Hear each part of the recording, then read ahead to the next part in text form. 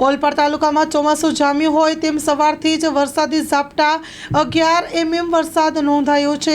દક્ષિણ ગુજરાતમાં કેટલાક વિસ્તારમાં ચોમાસું જામ્યું હોય તેમ અવારનવાર વરસાદ વરસી રહ્યો છે।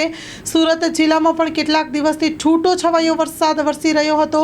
વહેલી સવારથી જ તાલુકામાં અચાનક વાતાવરણનો પલટો આવ્યો હતો તેમ વહેલી સવારે ધીમી ધારે વરસાદ પછી જોરદાર વરસાદે રૂપ ધારણ કર્યું હતું। 11 mm વરસાદ નોંધાયો છે ત્યારે હવે ધીમી ધારે ચોમાસું જામી રહ્યું હોય તેવું લાગી રહ્યું છે।